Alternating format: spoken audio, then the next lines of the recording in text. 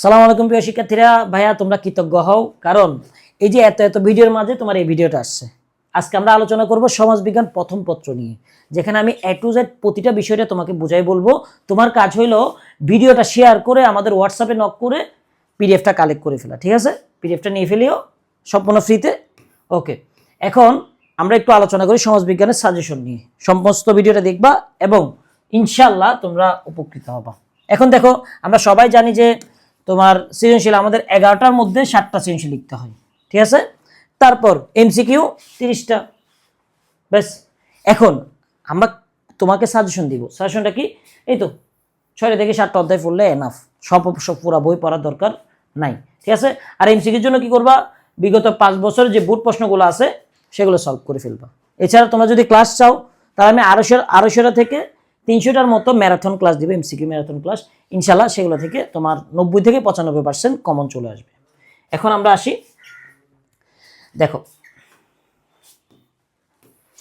গুরুত্বপূর্ণ অধ্যায়গুলো একটু দেখো ভাই, একটু খেয়াল করো গুরুত্বপূর্ণ অধ্যায়গুলো একটু খেয়াল করো। এই তো 7টা, এই 7টা অধ্যায় একটু দেখে নিবা। কোন অধ্যায়? প্রথম অধ্যায়, চতুর্থ অধ্যায়, পঞ্চম অধ্যায়, ষষ্ঠ অধ্যায়, সপ্তম, দশম এবং অষ্টম অধ্যায়। এই অধ্যায়টা আমার মনে হচ্ছে সবচেয়ে সহজ এবং ইম্পর্টেন্ট। এগুলো সবগুলো ইম্পর্টেন্ট, এগুলো একটু করে পড়ে নিবা, ঠিক আছে? সব অধ্যায় পড়ার দরকার নেই। আমি আবারও বলতেছি, আমি যে অধ্যায়গুলো দিছি স্ক্রিনশট নিয়ে রাখো। এছাড়া পিডিএফটা লাগলে আমাকে ভিডিওটা শেয়ার করে পেজে নক করিও, সরি হোয়াটসঅ্যাপে নক করিও। হ্যাঁ, পেজে রিপ্লাই দেওয়া যাচ্ছে না। এখন প্রথম অধ্যায়ের মধ্যে ভাইয়া কি আমি সবগুলো পড়বো? না ভাইয়া, আমি আসি, তোমাকে সবগুলো পড়তে হবে না। আমি সেখানকারও কমনগুলো দাগাই দিচ্ছি। দেখো কোনগুলো পড়বা, দেখো এই তো সমাজবিজ্ঞান ধারণা, প্রকৃতি, পরিধি, সমাজবিজ্ঞান পাঠের প্রয়োজনীয়তা ও গুরুত্ব, অনেক ইম্পর্টেন্ট। শিল্প বিপ্লব, ফরাসি বিপ্লব, ঠিক আছে? অগাস্কোতের অবদান এবং সমাজবিজ্ঞান শব্দটা, বিষয়টা বুঝাইতে পারছি ভাইয়া? দ্বিতীয় অধ্যায়ে সবগুলো পড়বা? না, দ্বিতীয় অধ্যায়ে তোমার সবগুলো পড়ার দরকার নাই। এই 4টা টপিক ভালো করে পড়ে ফেলবা, ঠিক আছে? তারপর আসো তৃতীয় অধ্যায়।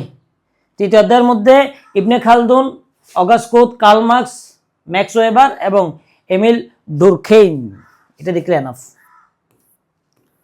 এর মধ্যে এই তো আত্মহত্যা তত্ত্বটা একটু দেখে নিবা। চতুর্থ অধ্যায়ের মধ্যে এই টপিকগুলো, ঠিক আছে? পিডিএফটা কালেক্ট করে নিবা কিন্তু ভিডিওটা শেয়ার দিয়ে।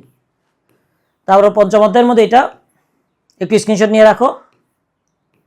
সপ্তম অধ্যায়ের মধ্যে এগুলা তোমার ভৌগোলিক উপাদান, বংশগতি, সাংস্কৃতিক উপাদানের প্রভাব, সমাজ জীবন, এদের সম্মিলিত ভূমিকা।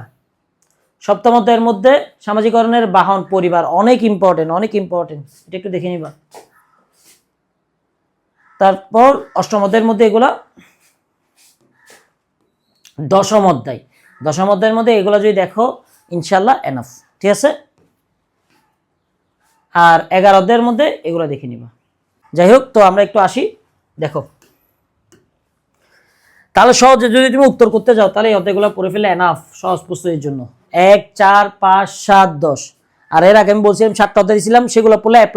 আর যদি তুমি সহজ চাও তাহলে 1, 4, 5, 7, 10, ঠিক আছে? আর একটু ইনফরমেটিভ, একটু তথ্য জানতে চাও তাহলে এগুলো একটু দেখে নিবা। বিষয়ে বুঝাইতে পারছি ভাইয়া? ওকে ভাইয়া, তোমাদেরকে ধন্যবাদ। আর তোমরা যদি MCQ চাও তাহলে অবশ্যই আমাকে কমেন্টে জানাবা। আর যদি বেশিরভাগ মানুষ রেসপন্স করে তাহলে আমি ইনশাল্লাহ 250টা থেকে 300টার মতো MCQ নিব, যেখান থেকে তোমার 95 থেকে 100% কমন আসবে ইনশাল্লাহ। আসসালামু আলাইকুম।